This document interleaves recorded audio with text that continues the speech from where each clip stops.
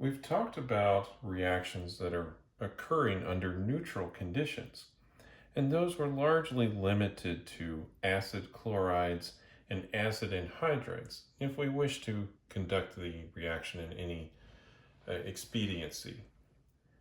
But as you may surmise, that it's possible to catalyze the reactions of esters and carboxylic acids, those kinds of things, if we use an acid or a base catalyst in our nucleophilic addition elimination reactions.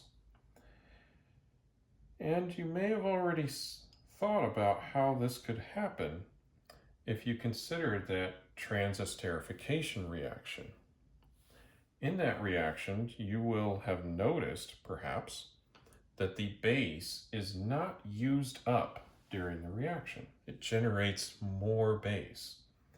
And so in this case, we can actually have the reaction be catalyzed because that base is being regenerated as another type. So we could do this reaction like so.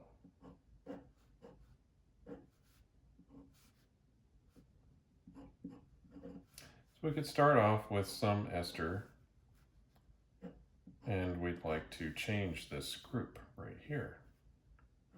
And let's just say that we would like to convert that into the methyl ester. Well, we could use methanol for that, but we'll need a catalytic amount of sodium methoxide.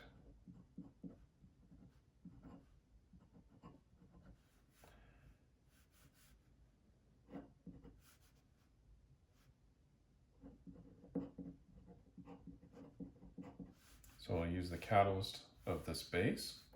And if we do that, we will have the methylated ester, or methyl ester. And of course, the corresponding alcohol over here.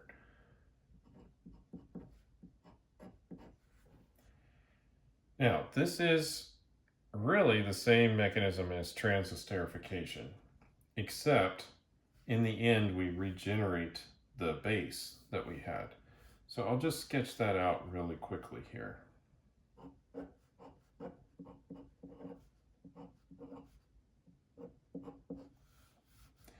So we'll start off, we'll have our catalyst attack.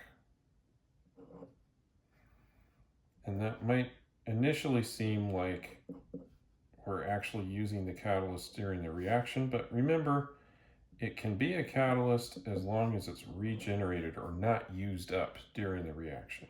So I'll show how that happens. So we have our attack there.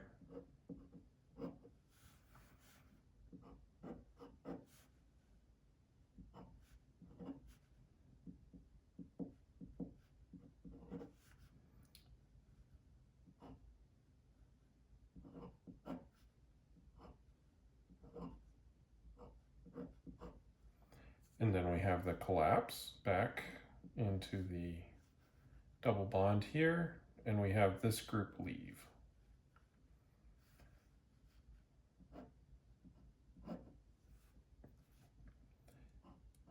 Now we have formed the methyl ester. So this is exactly the same as the transesterification mechanism so far, but we also formed this alkoxide base. Now, this doesn't just sit around in the solution and not do anything. We have a lot of methanol in the solution. And so there's an equilibrium between this being deprotonated and the methanol being deprotonated. And since there's much more of the methanol in the solution, then we're going to deprotonate this much more than we would that. So that will regenerate the catalyst.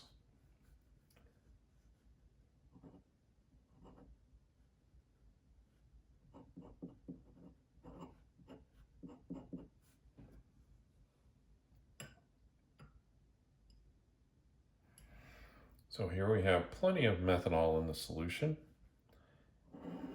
That will come over here and deprotonate the methanol, and then that will generate the isopropyl alcohol that we have as one of our products and regenerate the catalyst.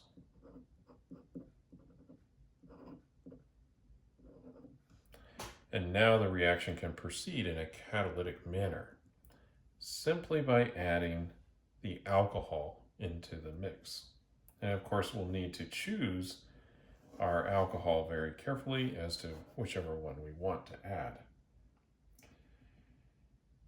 Now, this reaction is catalyzed by basic conditions. We can also catalyze this reaction using acidic conditions. And the mechanism under acidic conditions is a little longer, so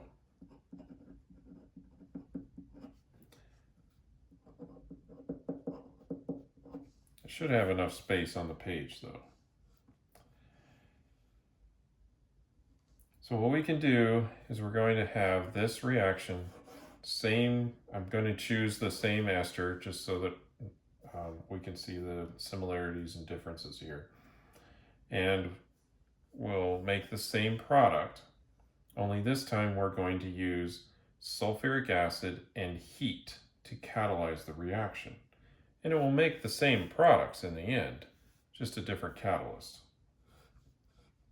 So I'm going to avoid writing the reaction again just because it's pretty much identical, except where the arrow is, we'll just write sulfuric acid and heat, right? So it's really the only change here. All right, so now let's go over the mechanism for this. Now, the sulfuric acid is going to be able to protonate our solvent, right? That's the goal of it. That's what it will do. So let's see what happens when we protonate the methanol.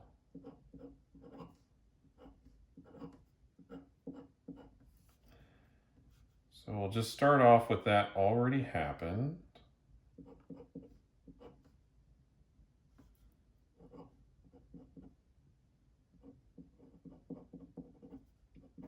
So we have protonated methanol. The sulfuric acid has done that for us. Then we're going to go ahead and have an attack from the ketone. We'll protonate that to activate it. Have some equilibrium arrows here.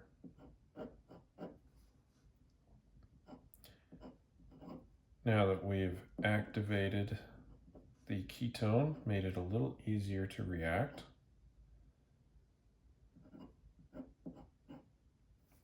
Then we can have our nucleophile, which is methanol, come in and attack the ketone, or this carbonyl carbon.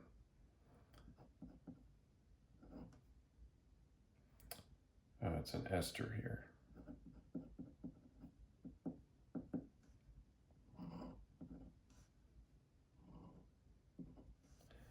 So we have that attack.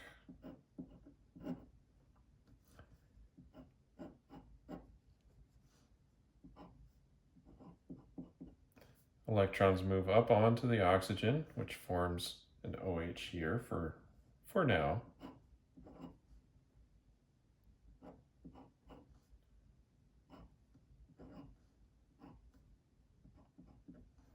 And we have an OH right here.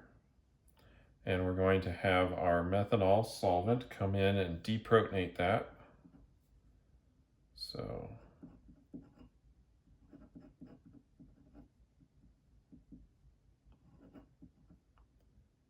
deprotonates, electrons transfer over onto the oxygen. The reaction continues. We're getting close now.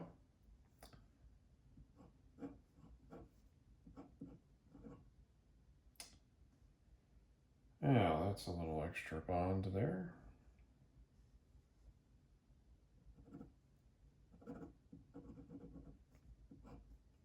Still a single bond here.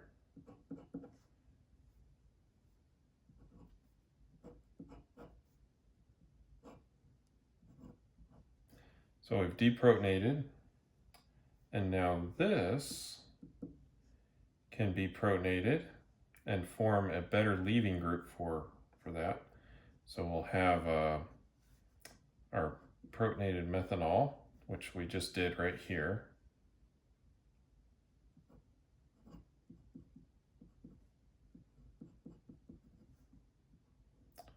Provide that proton.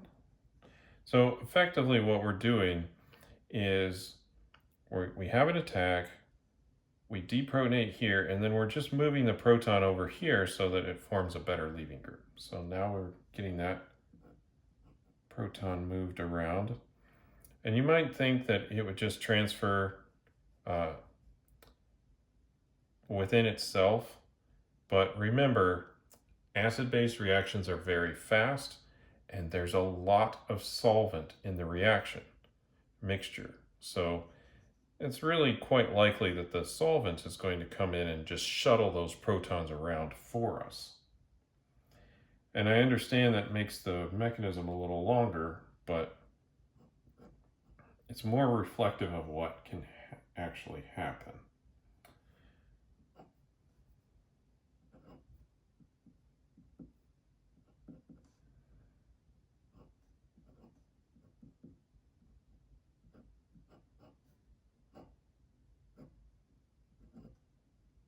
The oxygen here.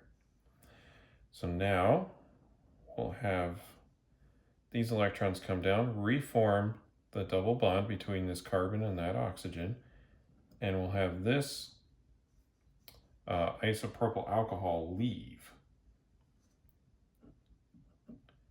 Now we're really almost there.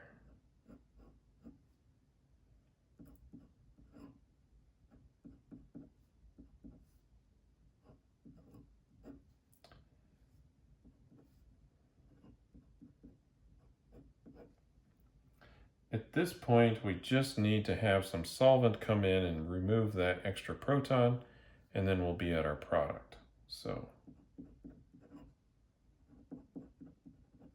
let's have that methanol come in, and then we form our product.